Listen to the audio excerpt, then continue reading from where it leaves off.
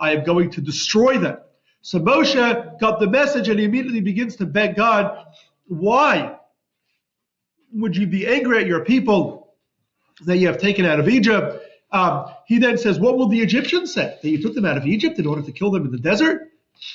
And then he invokes our forefathers, Avraham, Yitzchak, and Yaakov, Abraham, Isaac, and Jacob. Remember them and how you promised to them that their descendants will inherit this land. And so Hashem relented and said he will not destroy the people. Moshe goes down from the mountain.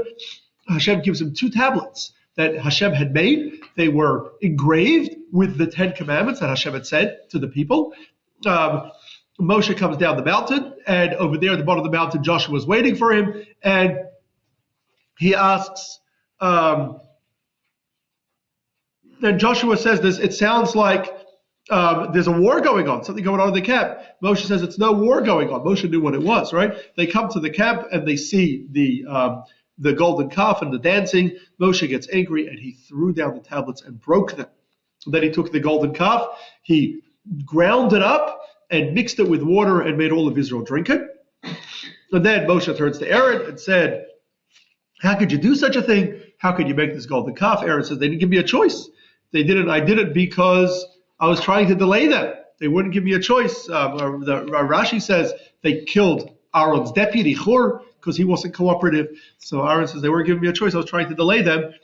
And I didn't expect that. I threw it in the fire. I didn't expect anything to come out of it, but it turned miraculously and became this golden calf. Moshe then says, who is still loyal to Hashem, come to me. The tribe of Levi were the only ones that did not worship the golden calf. They come to him.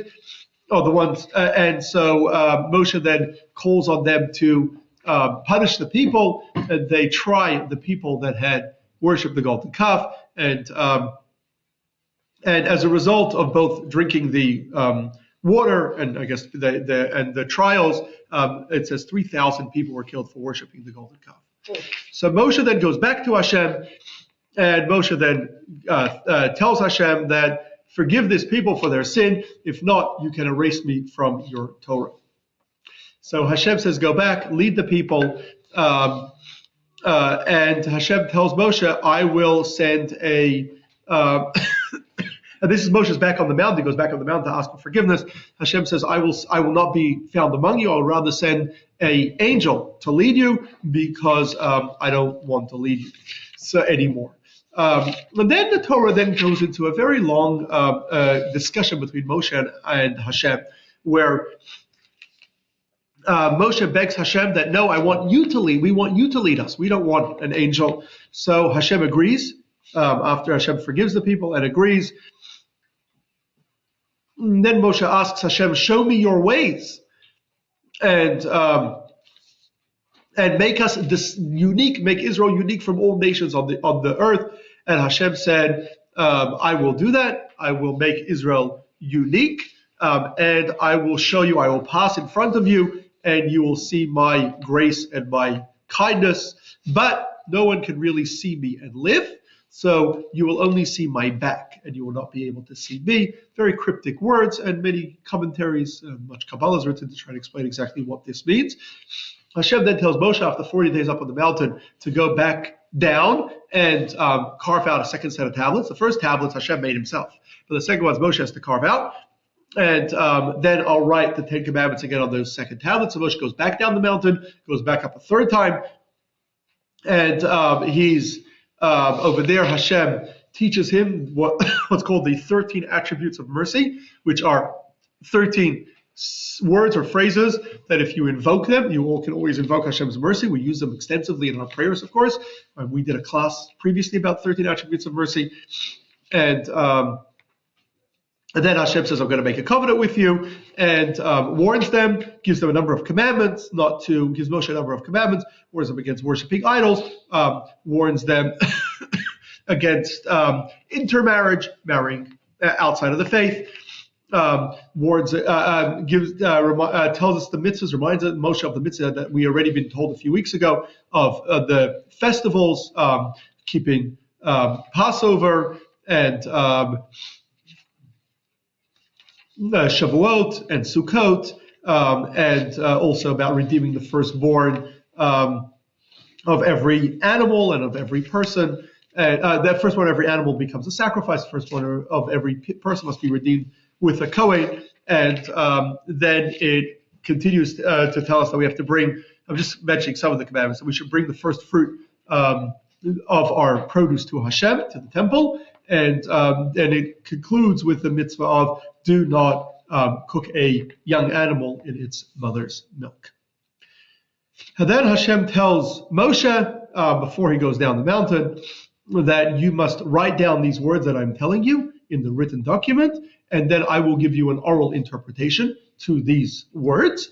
And we've given a class previously, we've spoken about the oral Torah. And then after 40 days, Moshe comes down the mountain. When he comes down for the third time, his face is shining. Nobody's able to look at him because his face is shining. And so from then on, Moshe puts a mask over his face in order that they should not, in order that he should be able to stand in front of people, they should be able to look at him. So that's the parsha. I know it's quite a parsha, a lot in it, but that's it in short. And I guess I'll open it quickly to some questions, then we'll get to our topic for today. Any questions? Yes? Did it ever describe, since you only saw the back of God, what the back looked like, what he looked like from the back? That's a very good question. Clearly, you cannot see the back of God because God has no form or figure, right? So clearly, it's all metaphoric. The question is, what's a metaphor for? What is it a metaphor of? And that is discussed extensively by commentaries and Kabbalistic works. Okay, so we never saw. There's nothing to see. God has no form, right? That's a fundamental belief in Judaism that the Torah says very clearly, right? How are we supposed to be in his image then? That's an excellent question. We did a class on that, how we can be in God's image. That's a very good question. That's a very good question. We did a class on it, and it's on the podcast.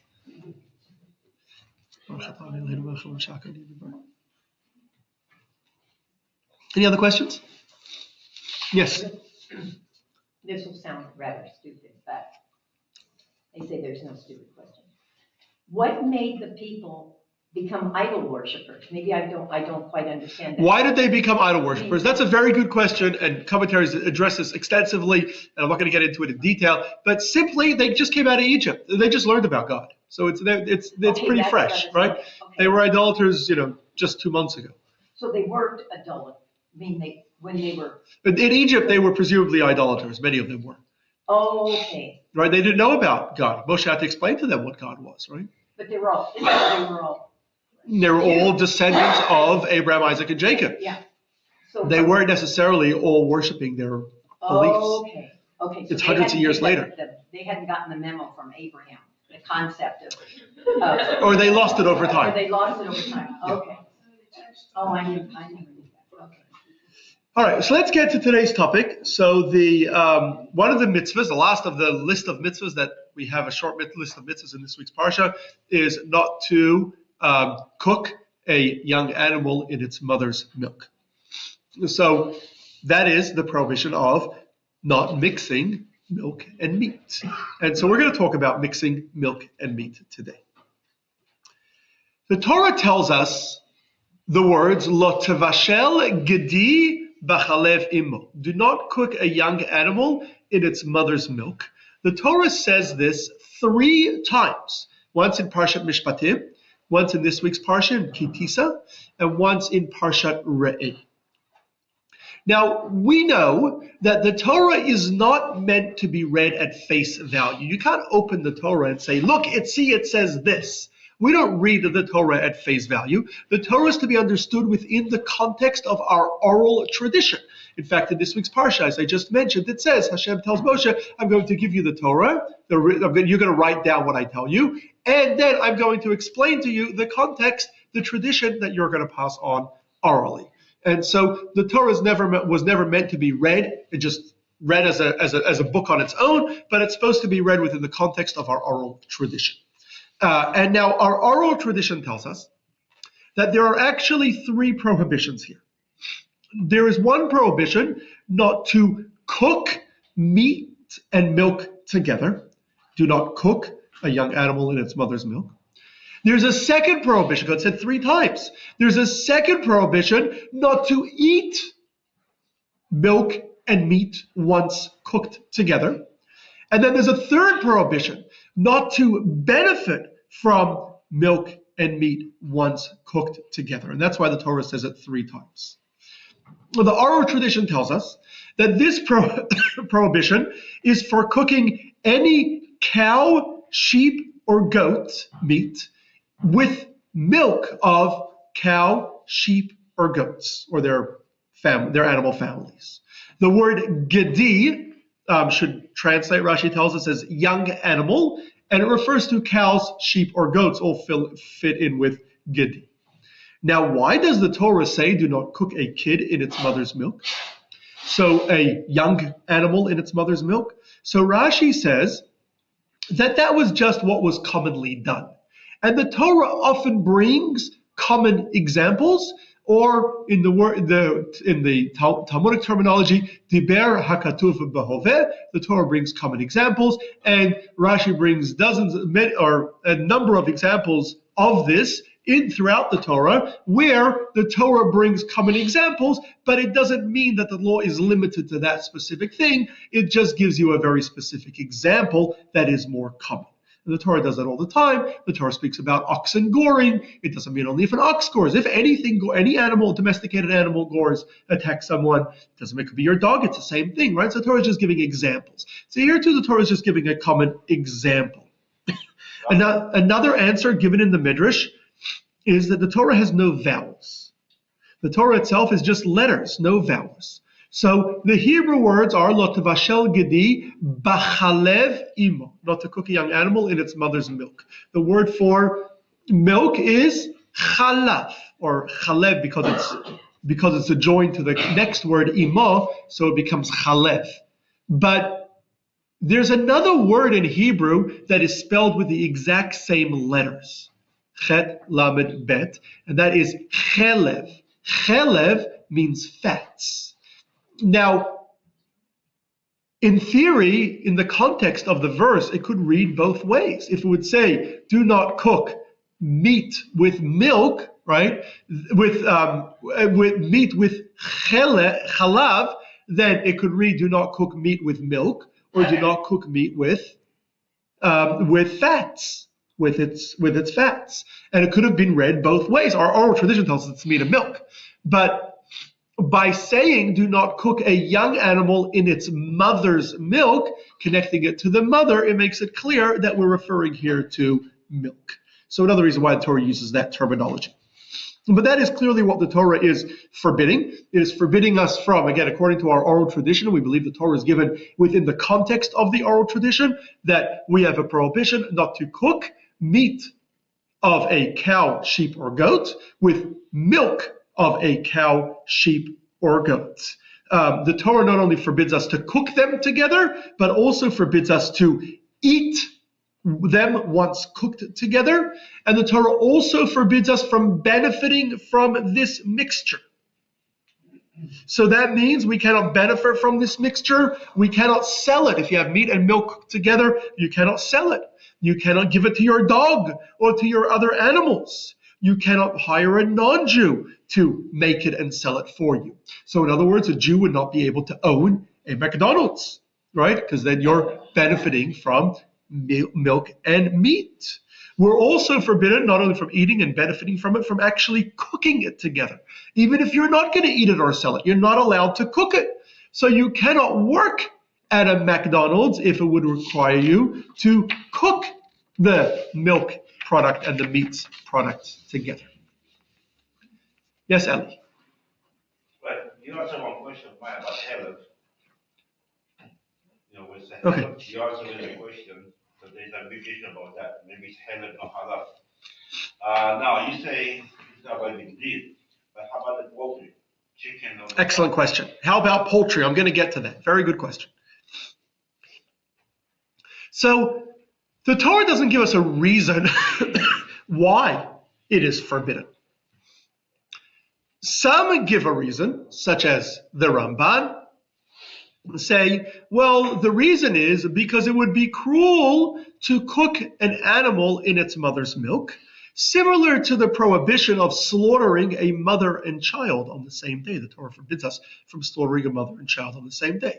That would only explain the example that the Torah gives of cooking an animal in its mother's milk, but it doesn't explain the blanket prohibition that we have in our oral tradition, that we understand it to mean, that it's forbidden to cook all milk and meat together from cows, sheep, and goats. So Maimonides says, that gives a different reason in his Guide to the Perplexed. He says that it's because idolaters would cook meat and milk for their festivals. Maimonides tends to take this answer. Whenever he's looking for an explanation for a commandment that doesn't seem to have an obvious explanation, he says that's what the idolaters did. And so God's trying to keep us away from them. That's why he prohibited it. Others say that it is mixing two different forces in creation. Meat and milk are different forces, and therefore you're mixing two different forces in creation, similar to the explanation given for the prohibition of shatnez, of mixing wool and linen together and wearing it.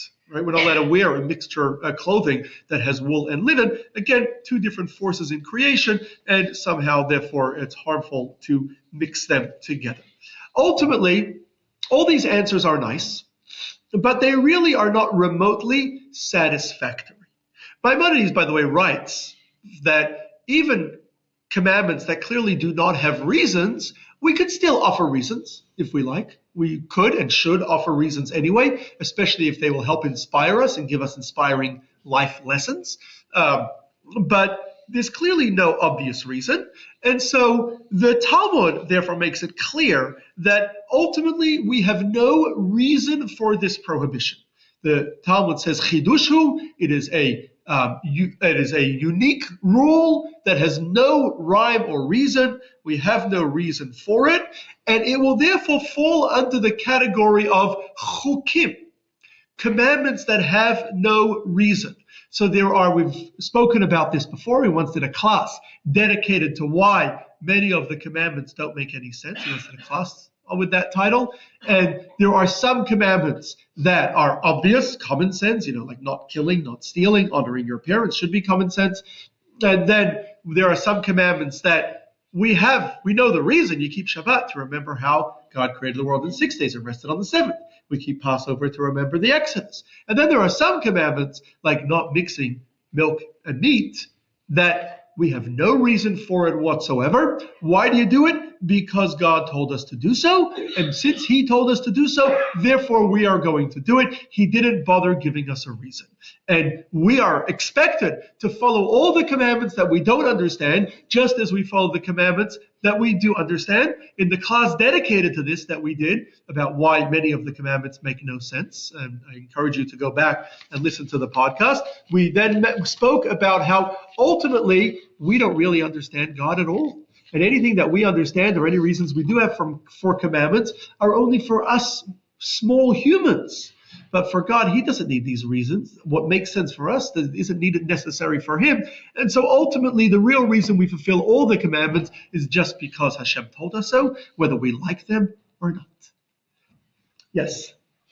You don't think that possibly the prohibition against meat and milk had to do with the environment they were living in, and once you cook meat and milk, it was spoiled? That's an excellent question. Did the prohibition of cooking meat and milk have to do with the environment they were living in? Definitely not. And the reason why we know that that's not true is because if that were the case, the Torah would have limited it to a particular environment. Since the Torah gives us a blanket ban in all times, all places, throughout history, wherever we live, we have a prohibition of milk and meat. Clearly, it was not limited to the environment. I have a question. Yes.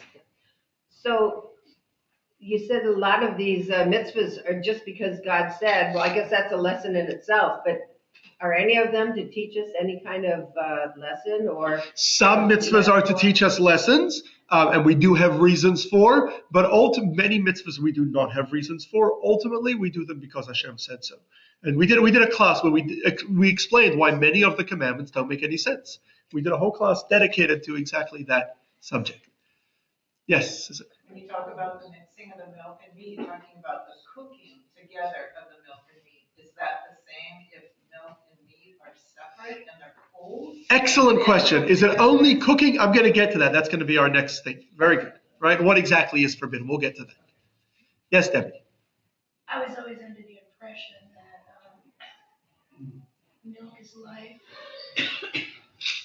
death, blood is death. So that's why you don't mix the two together. One is bringing life into the world and one is killing. Right. So some commentaries offer that kind of answer that as I mentioned, that there are two different forces in creation. The Sefer HaChinuch offers that kind of answer. A number of others do, with slight variations, but along those lines.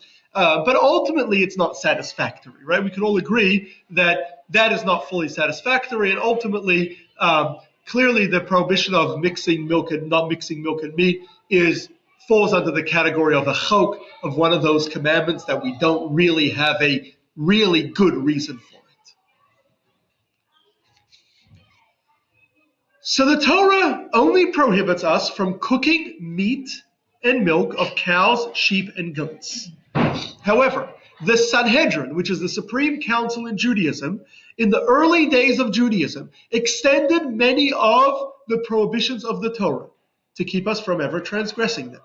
And they did this for many, many prohibitions. We call them siagim, or fences, around the Torah. So it's also referred to as shvut. But we add additional prohibitions. The Sanhedrin added additional prohibitions. And so they extended the prohibition to all kosher meat and milk of any kosher animal. So even if it's not a cow, sheep, or goat, but let's say a deer or a gazelle or other kosher animals, if their meat or their milk is cooked with other meat and milk, it is prohibited. They also extended that prohibition to fowl, to all birds. Any meat of birds that is cooked with milk would be prohibited as well. They did not extend that prohibition to fish, so they didn't ban mixing it with fish, but they did extend it to all animals, including other than all kosher animals, other than sheep and goat, cow, sheep, and goat, and they also extended it to both the milk and the meat, and they also extended it to fowl as well. The Torah only prohibits cooking milk and meat together, or eating and benefiting from them once cooked together. And the same, of course, would be for any foods that contain milk or milk product or meat product. Anything containing them would also be prohibited to cook together under the biblical rule. However, the Sanhedrin, the Supreme Council of Judaism, in Judaism's earliest days, and we're talking about, when we say earliest days, we're talking about 2,500, 3,000 years ago, the Sanhedrin forbade any eating of meat and milk together, even if they were not cooked together. We're still not allowed to eat them together, even cold. They further forbade us from any mixture, even cooking meat in milk utensils, or cooking meat in milk utensils. They further forbade us from eating milk and meat together in the same meal, even if you eat them on different plates. They forbade us from eating them together in the same meal. So they designed the kosher kitchen in a way that we have to keep the meat and the milk totally separate from each other to ensure that they never mix.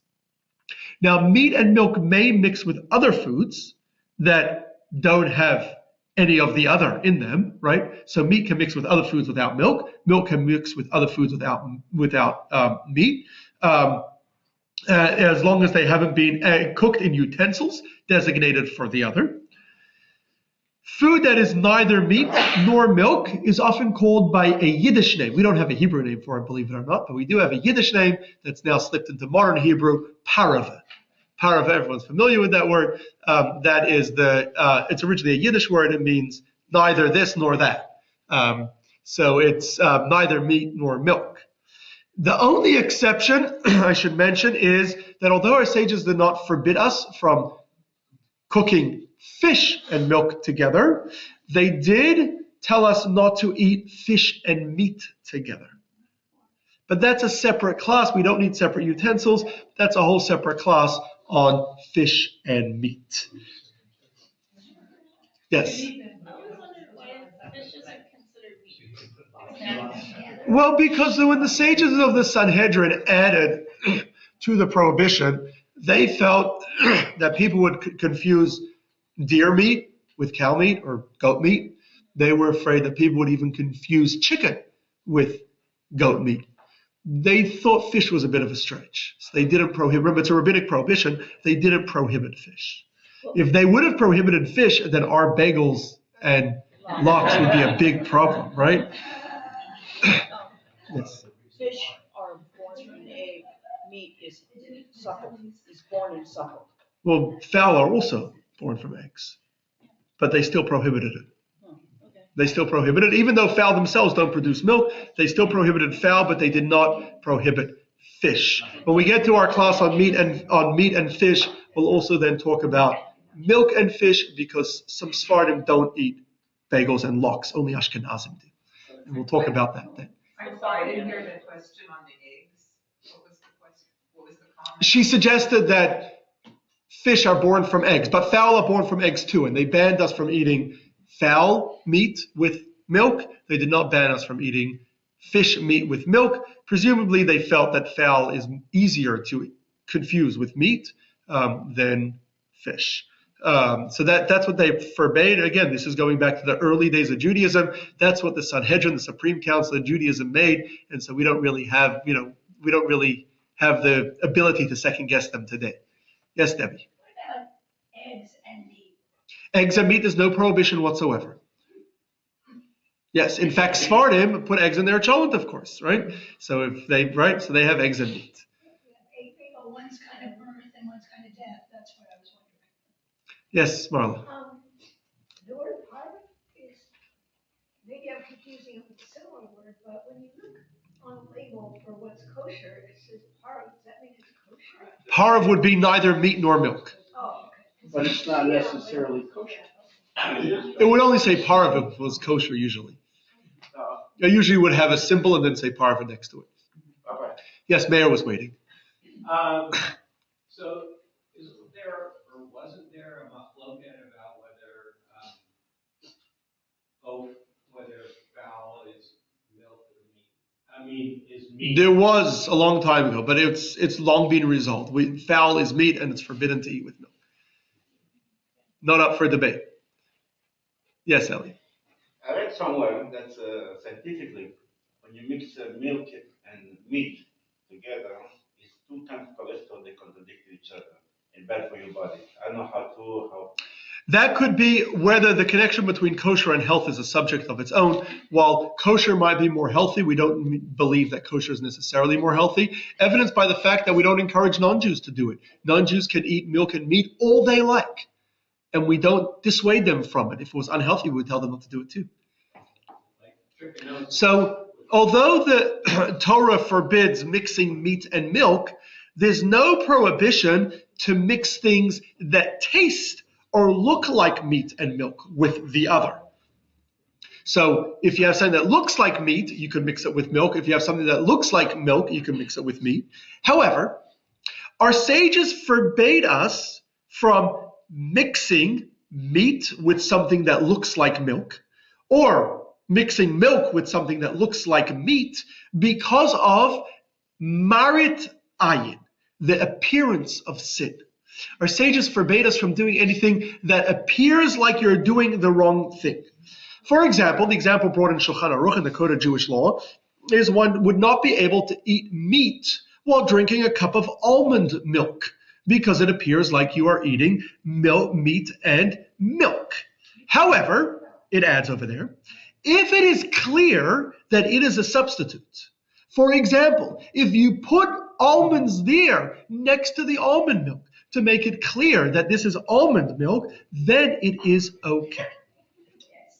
Today, when imitation meat and milk products are extremely common, we have lots of imitation meat products, lots of imitation milk products, so it's widely accepted by virtually all poskim halachic experts today that there would be no prohibition of marit ayin. Because if you see a Jew eating what looks like a cheeseburger, you would be certain, walk into any kosher restaurant today, they sell cheeseburgers with imitation cheese or imitation meat, or sometimes imitation both meat and cheese. So you can get a cheeseburger in any kosher restaurant today, in many kosher restaurants today. So nobody would assume that you are doing wrong. If someone today, it's so common, if someone today were to see a Jew eating a cheeseburger, they would assume it must be the imitation. Same thing for the bacon chops and the other stuff. It's the same thing, but it's out of the beyond our subject today. So therefore, anyone who does want to eat the kosher imitation cheeseburgers, if you really feel that great craving to do so, you may do so. Do you eat that one? Would you eat it? You're allowed to. No, he said, would you? I don't know about the cholesterol. That's a different thing. No, I won't eat it because, if you say don't mix it, that's Well, you not can. imitation or not. It just You can eat it. goes There's nothing wrong with it. Right. Nothing wrong. This sounds disgusting. Okay. Sorry? There are McDonald's in Israel, yes. There are kosher McDonald's, and not all the McDonald's in Israel are kosher. There are some, and there's a kosher McDonald's in Buenos Aires, Argentina.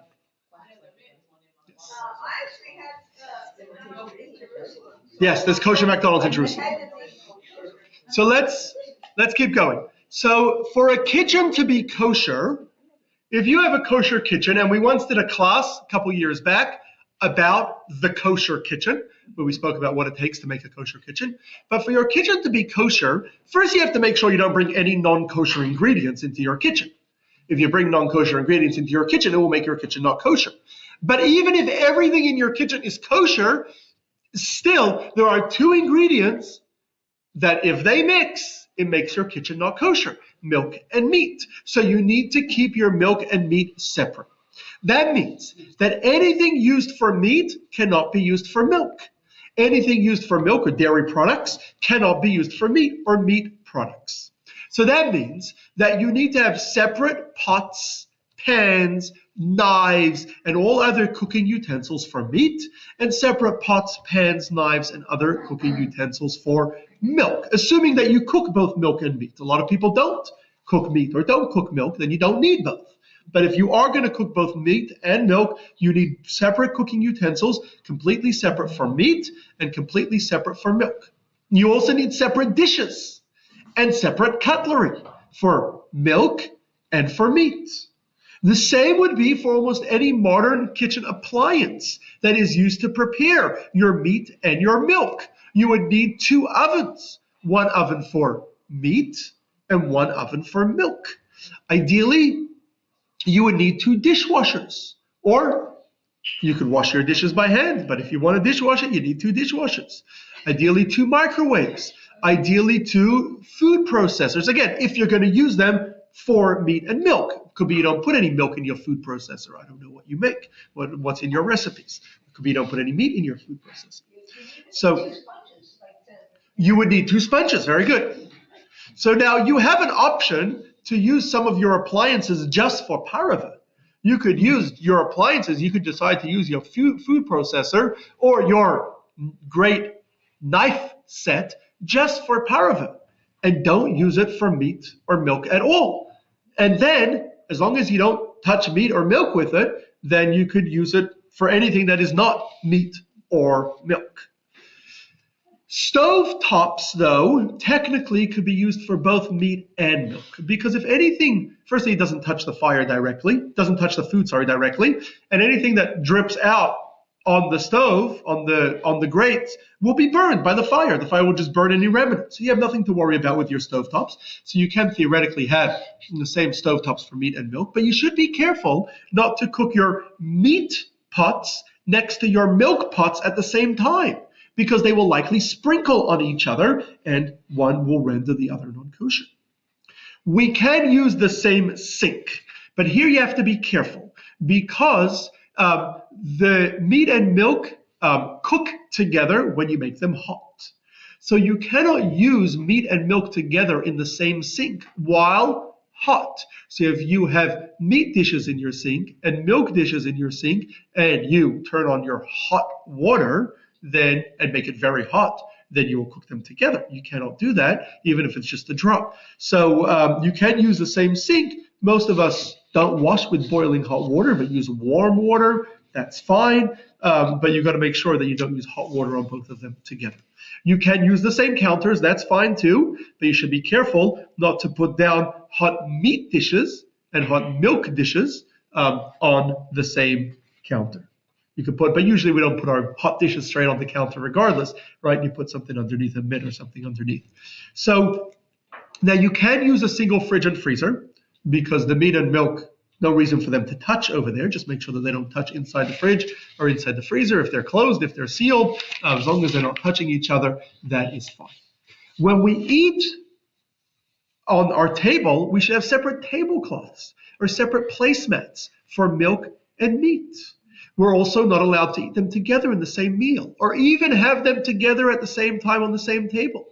If two people want to eat together and one really wants to have their milk that day, they want to have their cheese Danish, and the other person really wants to have their steak, and you want to both eat at the same time and you only have one table, you have to use separate tablecloths or separate placemats to make it clear that you are eating separately, and keep them on separate tablecloths and separate placemats. All right. Yes. Can you explain also what's batem b'shishim? We're going to get to that. Yes. But wouldn't it be easier for us to be a pescatarian or a vegan? That's an option. You could be vegan and then you won't have any of these problems, but the Torah doesn't expect us to be vegan. That's the easy way The out. Torah doesn't command us to be meat-free or dairy-free. In fact, the Torah allows us to eat meat and eat dairy from kosher animals if the meat is prepared in the proper way. But we're not allowed to mix them. We're not allowed to mix them. Yes. Yes. Are you gonna talk about glass and Pyrex?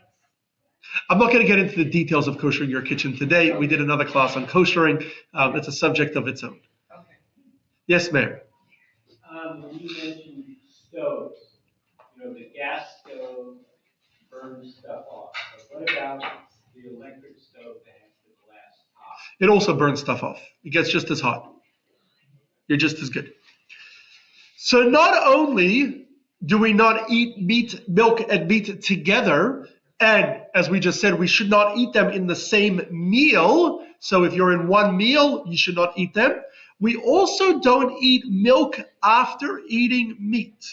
The generally accepted law by almost all Jewish communities is that after eating meat, any amount of meat, any type of meat, we wait 6 hours from when we finish eating meat before eating anything dairy. So that's widely accepted in almost all Jewish communities. There are some Western European communities, original Western European communities, German communities, Dutch communities that wait only 3 hours. But most communities wait 6 hours.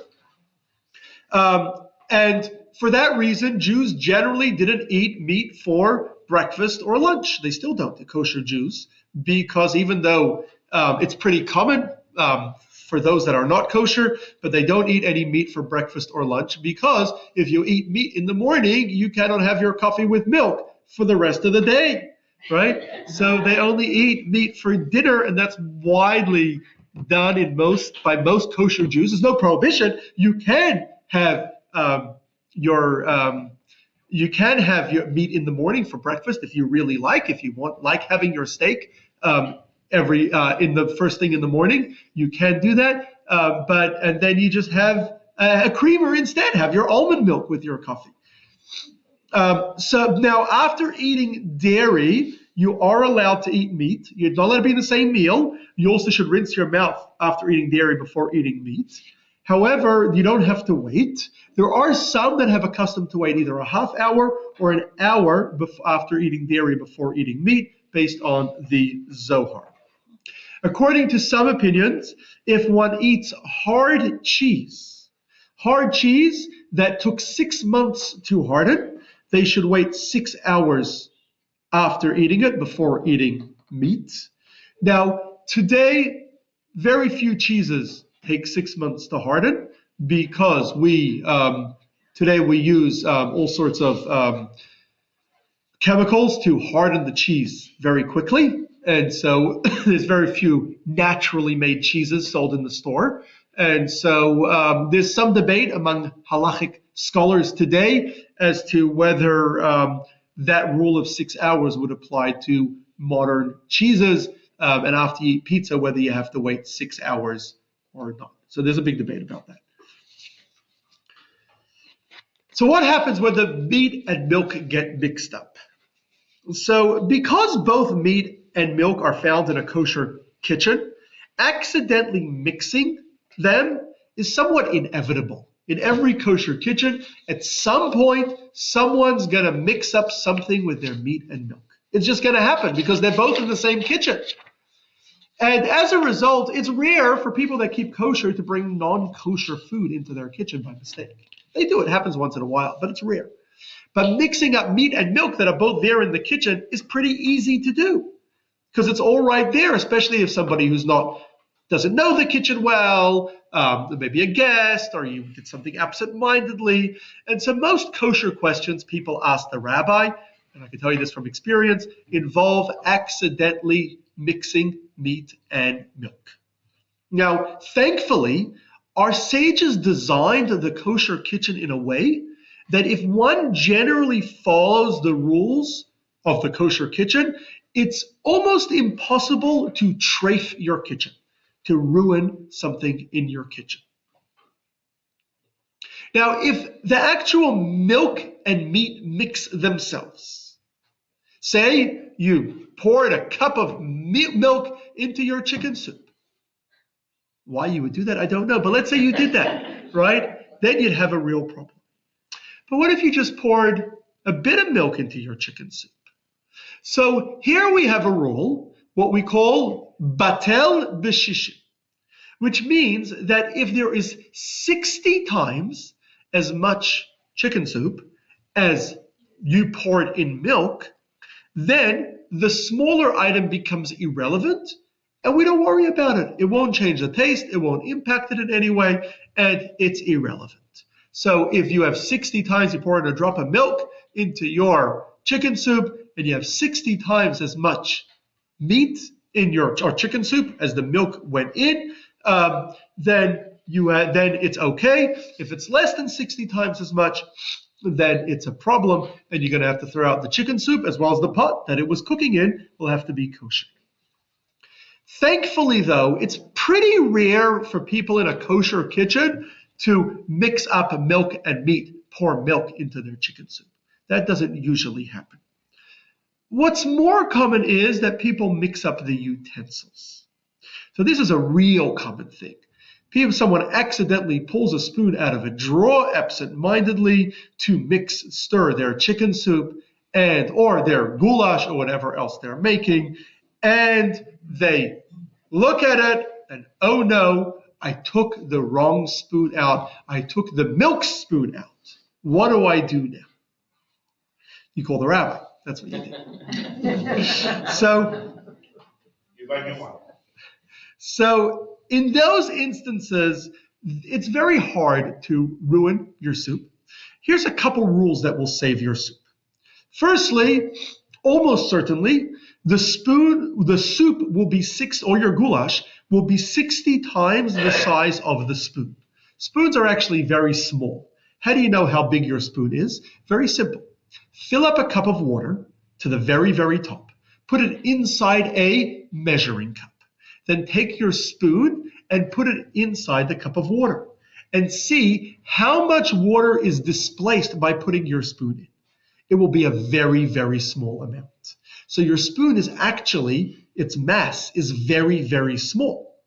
So it'd be very, very hard for your spoon then to trafe your chicken soup or your goulash, because it'll be very rare that a utensil should have, usually there's many, many, many times as much food as the utensil. A pot, you use the wrong pot, could be more of a problem. In addition, another workaround, or another reason why it would not be a problem, Any item that was not used in the past 24 hours is considered to have lost its status.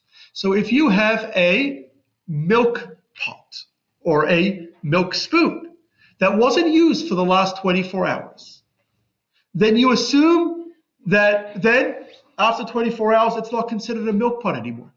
And so the meat in it doesn't come in contact with milk, and it's okay. And you haven't made the meat non-kosher. Now here, we have a big difference. Remember, the sages designed the kitchen in a way that you should not be able to trafe up your kitchen. You should not be able to ruin your kitchen. So we have a system that we call in Hebrew lekatchila, the way you're supposed to do it, and b'di'avad, if you did it. The way you're supposed to do it, and if you didn't. The way you're supposed to do it, any utensil designated for milk should never be used with meat, ever. Any utensil designated for meat should never be used with milk, ever, even if you haven't used it in the last 24 hours. That's the way you're supposed to do it. But if you did it, b'di'avad, if you did use it, it doesn't render it not kosher.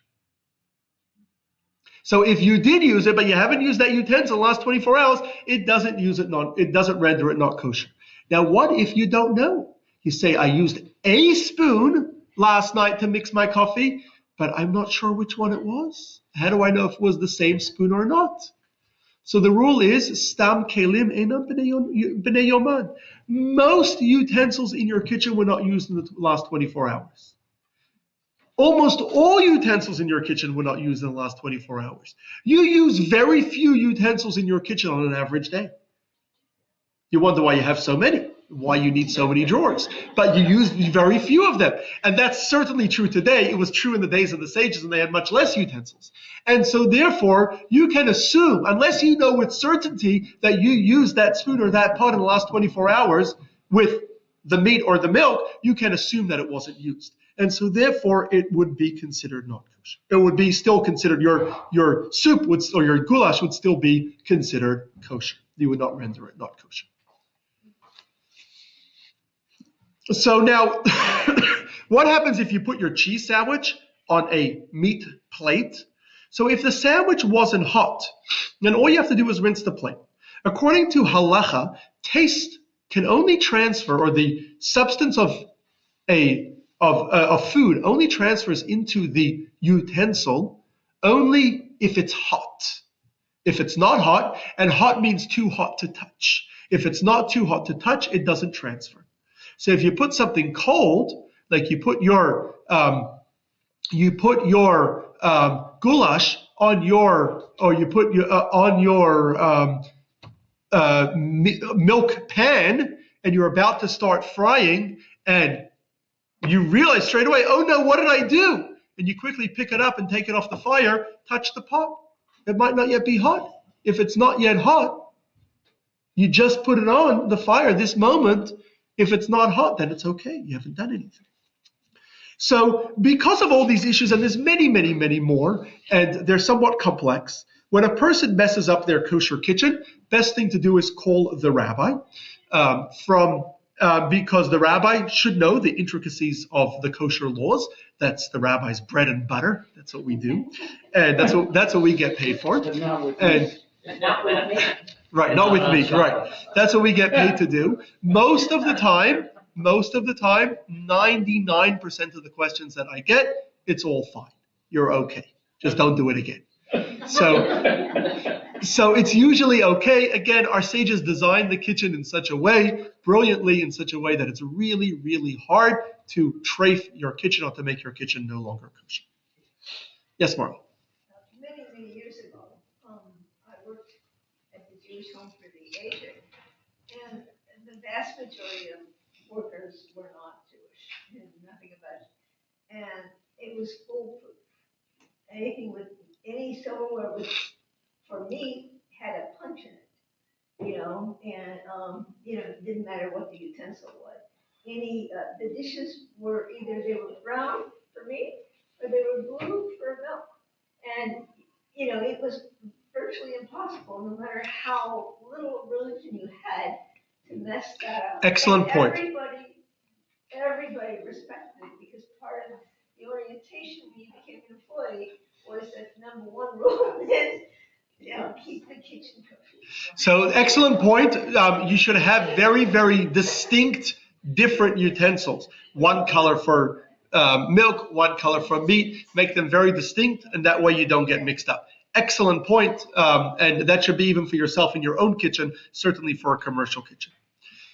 So most laws, or many laws in the Torah, as we said, have no reason, chukim. We follow them because that's what the Torah tells us to do.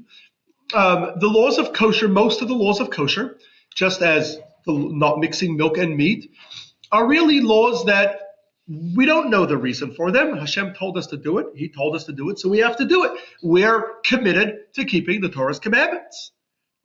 However, there is a great advantage of keeping kosher, and Maimonides wrote, as I mentioned earlier, that we should try to find reasons for commandments or lessons that we can learn from the commandments. There's a great advantage of keeping kosher. It has a benefit of teaching us self-control. You don't eat everything you feel like. Today, there's been a huge growth in all sorts of diets. People that are vegan, people that are gluten-free, people that are dairy-free, and a host of other interesting diets. And some of them may be for valid medical reasons. Their doctor told them they must go on a certain diet. But most people chose to do so on their own.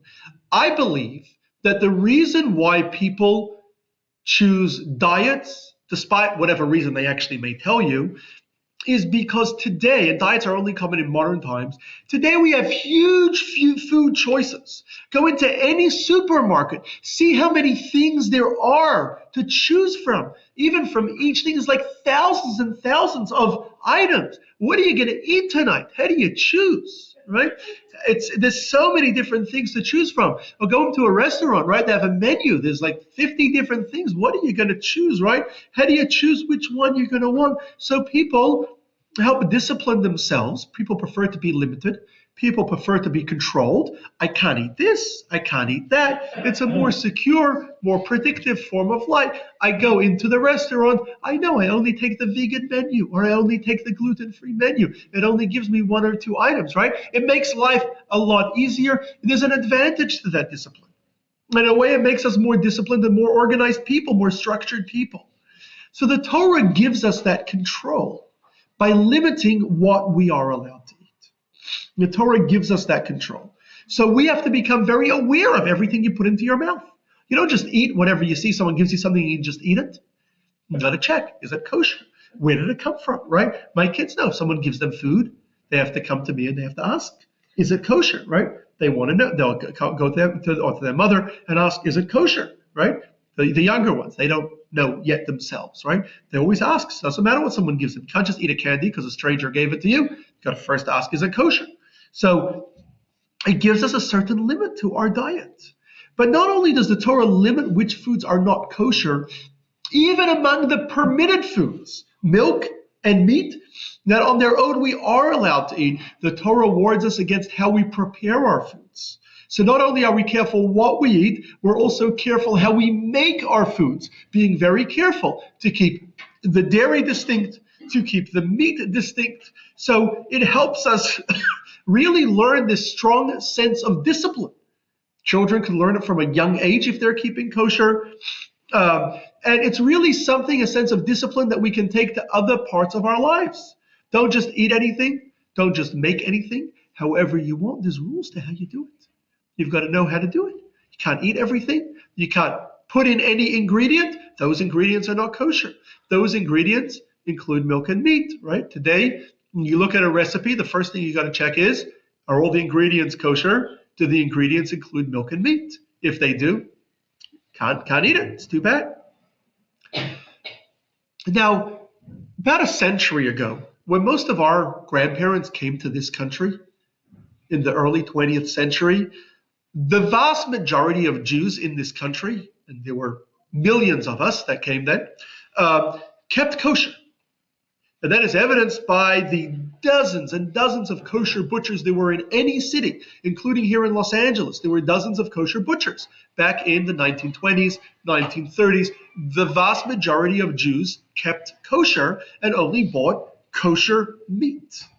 Unfortunately, as Jews moved to the suburbs, as we moved to other cities outside of kind of the main original centers, and as the options in the supermarket grew, 100 years ago, supermarkets were corner stores. They didn't have Ralph's or Vaughn's, right? No stores of that size. There weren't that many things you could put on the shelf. They were just small stores. There were only a handful of things you could buy. But as commercial foods grew, kosher became more challenging. It became harder to get to the butcher, the kosher butcher, to buy kosher meat. It became less things were available that were kosher. Kosher restaurants were hard to come by. If you lived in the suburbs, there weren't too many kosher restaurants. So many great food options. Many of them weren't kosher. And so it became a lot harder for people to keep kosher. And so as a result, not the first or second generation, but by the third generation that had come to this country 60, 70 years ago, our parents, grandparents dropped, most of them dropped kosher. First, many of them just kosher outside the house, then kosher inside the house, eating only kosher meat. Then many even dropped the kosher meat part because it was hard to get. And gradually, many of them dropped kosher. However, today things have changed. In the last few decades, kosher has seen a rebirth. Today, thanks to this market for kosher certification, and we once did a class on kosher certification, I think we called it the commercialization of kosher. And today, more than 50% of non-perishable goods in any supermarket are kosher or certified kosher. So it's very, very easy to get kosher, even among perishable goods, baked goods and cheeses and meats. Those are a little harder to get kosher, but those are also widely available. Today there's plenty of kosher, lots and lots of kosher restaurants of all different types. You want kosher Chinese, there's kosher Chinese. You want kosher sushi, there's kosher sushi. Kosher pizza, right? Whatever you like, there's kosher. I don't know why the Jews like all the Asian foods, but they do. There's kosher of any kind of food that you want. It's become much, much, much easier today to keep kosher, much easier than it was for our parents or our grandparents. And therefore, if you're not yet kosher or not yet fully kosher, I strongly recommend you give it a try. And if you want some tips, you got some today, but I'm happy to help you along. I'm happy to give you some books you could read about it and help you on the process along. But definitely something that I recommend. If you're not yet there, definitely give it a shot. Try it. I think it's something you will be very glad that you did. Bye-bye. How would you make it more affordable? The kosher food. Sorry? How do you make it more affordable? How do you make it more affordable? Well, it depends what you mean more affordable. So the non-perishables are available. No, I said the kosher meat. But the things that are more challenging in their affordability is the kosher meat. That's a big challenge, a subject of its own, for its own time. If you eat less meat, then it's less of a problem, right? Because they can't afford it. It's a challenge. Kosher meat is more labor intense and therefore is going to cost more. There's also some market reasons why kosher meat is there's some market reasons why kosher meat is not cheap. It's a big problem. I agree. I thought people they can't afford it. It's a challenge. It's a challenge, and I don't have an easy answer to it.